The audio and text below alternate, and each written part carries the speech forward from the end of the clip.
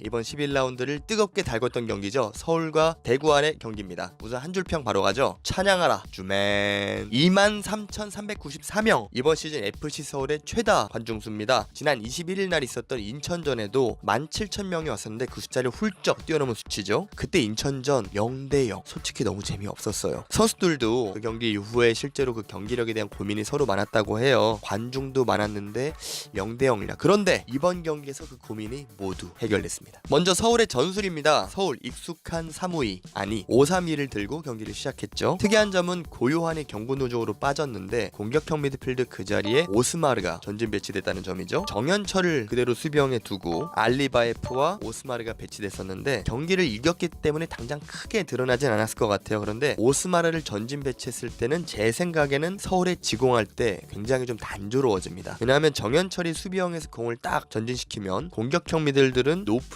지역으로 다양하게 침투를 좀 해줘야 되는데요. 그런 침투가 있어야만 공격수들에게 공간이 생기고 고강민 같은 윙백들에게도 편안한 환경이 제공됩니다. 그런데 오스마르가 솔직히 막 침투를 많이 하고 그런 유형은 아니잖아요. 심지어 이날은 정현철과도 위치가 종종 좀 겹치는 경우까지 있었습니다. 이날 서울은 2골을 넣었지만 여전히 필드골은 없었다는 게 주목할 점입니다. 부상에서 돌아온 페시치는 전방에서 잘 버텨줬습니다. 그것만으로도 이미 득점을 하지 못했어도 작년 외국인 선수들보다 낫잖아요. 알리바예프 잘했는데 결정적인 기회를 2번을 놓쳤죠. 근데 알리바예프가 지금까지 플레이 패턴을 살펴보면 공격형 미드필더로서 그렇게 결정력이 좋은 스타일은 아닌 것 같아요. 시즌 길게 본다면 앞으로 FC 서울에게 약간의 좀 문제는 될 수 있다 이렇게 생각이 듭니다. 다음은 대구의 전술입니다. 조현우는 여전히 동물적이고 3백 김우석, 홍정훈, 정태욱의 사이즈는 그보다 더 동물 같습니다. 김대원과 정성원의 플레이에서는 매 순간 자신감이 느껴지고요. 에드가는 마치 과거의 스테보처럼 K리그 대부분 팀들이 탐낼 만한 그런 유형의 스트라이커입니다. 요즘 K리그 스카우터들 만나보면 다들 이런 얘기예요. 여름 이적 시장 꼭 다가오고 있는데 어디 에드가 같은 외국인 선수 없어요? 그 정도로 지금 에드가가 대구FC에도 그리고 K리그에도 핫한 선수입니다. 수비수 정태욱이죠. 요즘에 일단은 다시 기회를 얻어서 잘하다가 이날 코뼈 부상을 크게 좀 당했습니다. 하지만 제가 경기 후에 대구 스태프들과 한번 얘기를 나눠봤는데 다행히 코뼈 부상 조만간에 빨리 복귀할 것으로 보이고요. 사실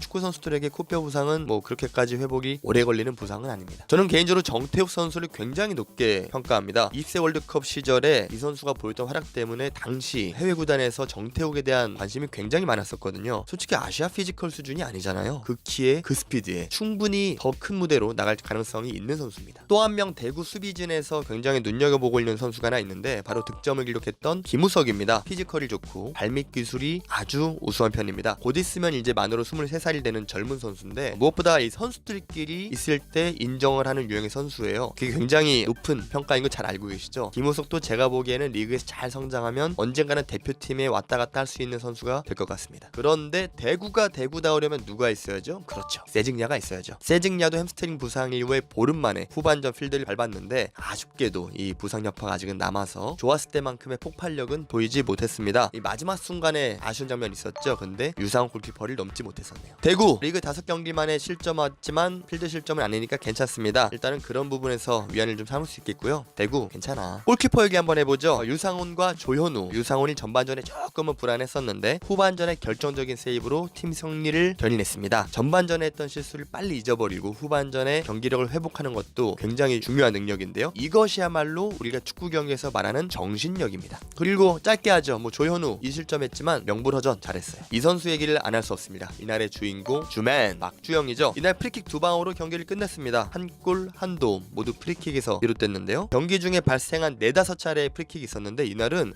오른발이 역대급 전성기급 그 이상이었던 것 같아요. 물론 이제 11라운드 치렀지만 박주영 선수의 플레이를 보면 아주 고급진 와인 같아요. 깊은 향 같은 여유가 느껴집니다. 85년생이지만 아직 몸 상태도 훌륭하고요. 또 다른 이슈가 하나 있었죠. 판정. 안드레 감독이 경기 후에 인터뷰에서 이례적으로 판정에 대해서 언급했습니다. 정태욱은 코뼈가 골절이 됐는데 대구만 전반에 경고 4개를 받았다. 이 부분도 안드레 감독이 좀 강하게 불만을 드러냈거든요. 전반 22분 에드가, 35분 쯔바사, 38분 정태욱, 40분에 김대원. 이 전반에 4차례 경고가 대구에 발생했는데 제가 집에 와서 다시 내리려면 보니까 이 4장면은 모두 사실 경고를 받을 만한 장면이었던 것 같아요. 그런데 후반 추가 시간 이제 오스마르와 정태욱의 충돌 상황에서 오스마르의 팔꿈치가 정태욱의 코에 맞았죠. 그러면서 정태욱 선수가 코뼈가 골절이 됐는데 오스마르도 경기 후에 인터뷰 얘기했듯이 고의적인 상황은 아니었다. 화면만 봐도 그렇게 보입니다만 이거는 그래도 파울로 선언이 되고 넘어가는 게 맞다고 생각합니다. 이날 흥미 요소가 많았던 서울 대구전의 마지막 이슈 하나 말씀드릴게요. 여러분, 대구의 왼쪽 윙백 강윤구를 아십니까? 이날 대구의 레프트 윙백으로 선발 출전했습니다. 올 시즌 5번째 리그 출전이었었고요. 다소 생소한 이름일 수 있지만 여러분들께 한번 기억해 드리고 싶어서 오늘 한번 강구를 뽑아봤어요. 2013년 20세 월드컵 멤버고요. 유망주로 J리그 빗셀 고베에서 데뷔했지만 일단 고베에서는 자리를 잡지 못했고 이후 J리그의 뭐 J2나 이런 구단들을 임대로 돌았지만 역시 거기서도 자리를 잘 잡지 못했습니다. 일단은 K리그를 거치지 않고 그 이후에 국내 복귀를 시도했는데 K리그를 거치지 않고 해외 프로에서 데뷔하는 선수들이 이제 국내 프로를 복귀를 하는 상황에서는 5년 룰이라는 그 제한 룰이 있죠. 5년 룰에 거치면서 최근 몇 년 동안은 국내에서 하부리그에서 선수 생활을 했습니다. 2016년에는 K3 청주, 2017년에는 내셔널리그 목포시청을 거쳐서 2018년 대구 입단을 했는데 정말 이 선수는 절박함을 갖고 뛰는 선수예요. 제가 보장합니다. 왜냐? 이 선수가 2016년 3반기에 저희 독립구단 TNTFC에서 활동을 했었습니다. 이 선수가 했던 그 당시 모습들 그리고 훈련했던 자세 이런 것들을 잘 알고 있기 때문에 저는 사실 이 선수가 대구에서 원래 이렇게 잘 뛰고 있는 줄 몰랐어요. 심지어 동명이인인 줄 알았습니다. 경기 끝나고 오랜만에 연락을 했었는데 굉장히 또 서로 반갑게 인사를 했었고요. 이런 스토리를 지닌 선수들이 프로에서 절박함을 갖고 더 잘할 수 있습니다. 강윤구 힘내라, 응원합니다.